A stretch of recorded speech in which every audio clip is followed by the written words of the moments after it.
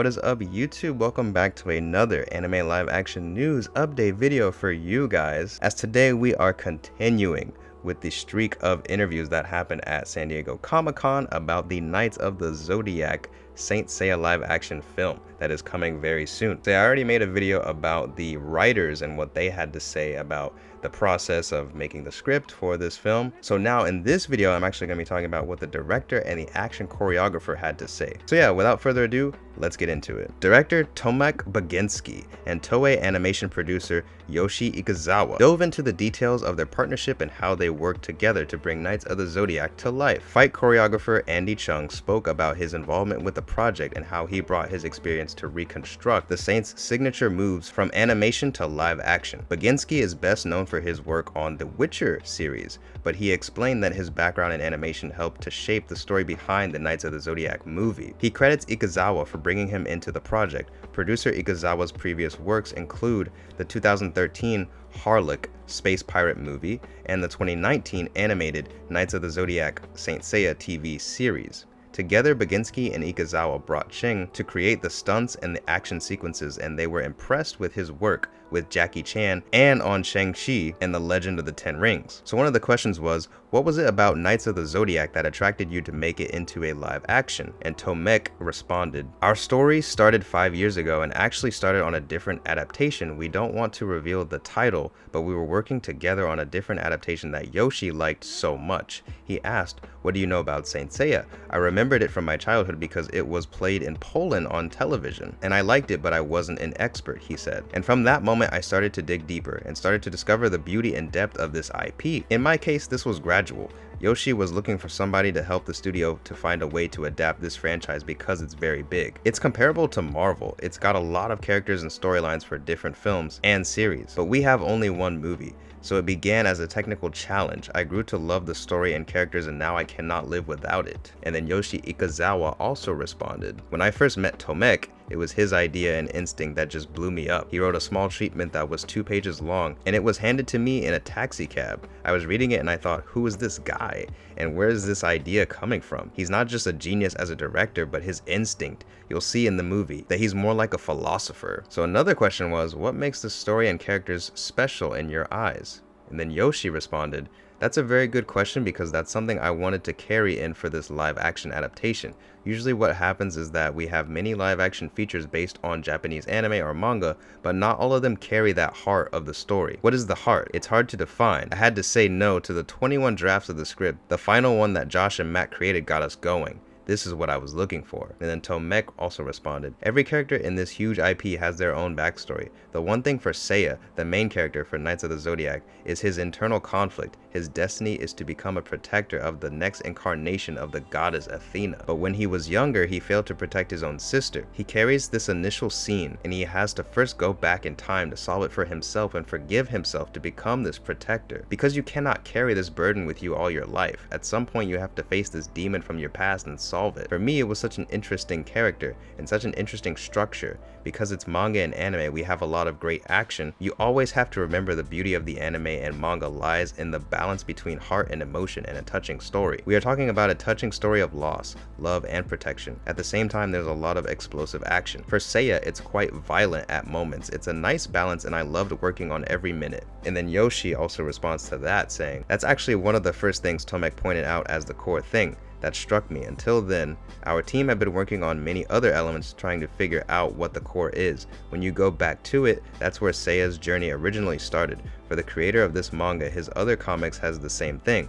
Growing up with a sister and then losing her and then losing something. It's something Mr. Kurumada wanted to convey in his career once Tomek pointed that out. I agreed that it was his theme." Okay, so then another question asked, "How did you and Tomek work together to select the cast?" And then Tomek responded, "It started with Makinyu. For us, it was very important to figure out who Seiya is. Can we find our Seiya? Once we found him, everything else was quite easy. It was a big journey for us, and then COVID hit and complicated everything. In one case, it helped us because we actually reached out to Madison's agents in the very beginning, At that time, she was busy and she couldn't take it. But then a year later, we tried again because she would make a perfect fit for Seiya and for Athena, and it worked. The rest is history. And then Yoshi responded, finding Seiya was the hardest thing. We also wanted diversity portrayed in here as well. In the manga and anime, all the characters were trained in different countries and different cultural backgrounds, more so in the anime. I wanted to carry that into the live action. We knew the cast would be very diverse if we introduce all epic moments in the film,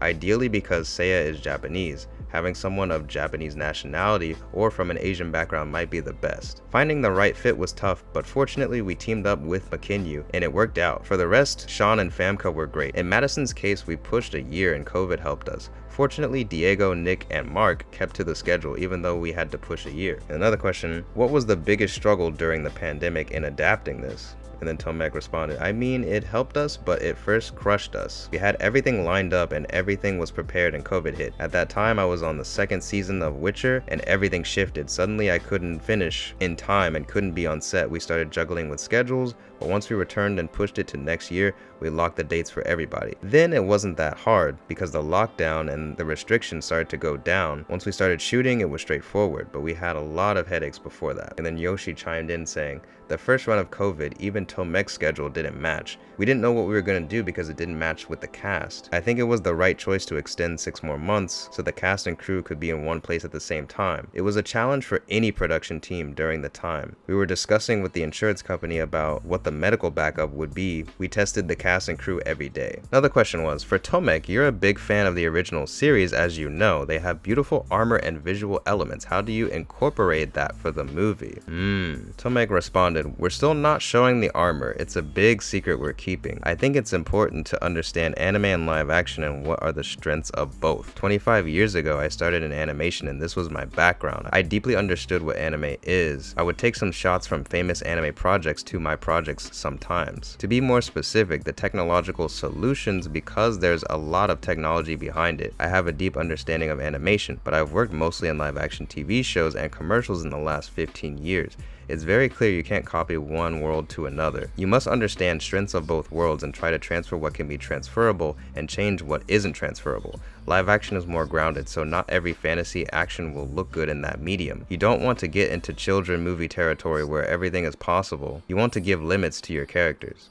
Actually I like that answer. Another question was, what kind of action do we see in the movie? And then finally the action choreographer gets to respond. Andy Cheng says, live action, of course. This is the first time they've turned this series into a live action movie. It's a good thing Yoshi is the producer and Tomek is the director. They have a very specific mission, and my job is to turn animation into live action. The content is over 35 years old, and some things need to be updated. We had to find a bridge. The original content is from Japan, and it's a very Asian theme. Right now it's called Knights of the Zodiac, and it's more on the US side. They know I'm from the east side and can do the west side, so we're blending the two. My job is to make sure the action doesn't look too Asian or too Western. It won't look like Crouching Tiger. There will be punching, but it won't be an MMA style. Every character has their own signature move and symbol because it's based on real martial arts. Another question was, did you watch other anime adaptations that have been adapted into live action to see how they did their choreography? And then Andy responded, I have, but they all have their own style. I don't have much to learn from that. This content is much older than other adaptations.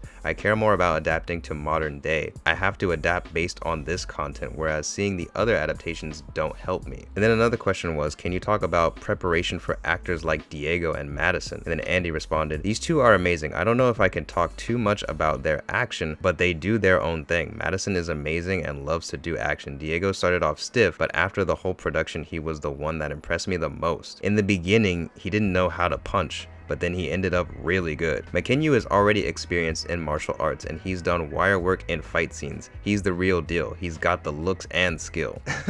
Damn, okay, my boy Makinyu, goddamn. You know, that is also Zoro in the One Piece live action. But anyway, another question was, how long ago were you involved in this movie? And then Andy responded, I got the phone call around the same time I was working on Shang-Chi. So about 3 years ago, I was excited to work on it because I knew of the original anime. Nice. And then the last question here, it says, how much time does it take you to choreograph fight scenes for a movie? There's no one specific time. I can choreograph for a week or a year. For Shang-Chi, it took a year. It depends on the schedule sometimes. And yeah, that is all for this interview. Got a lot of interesting stuff there, and I honestly gotta say that I do like a lot of the answers that the director was giving.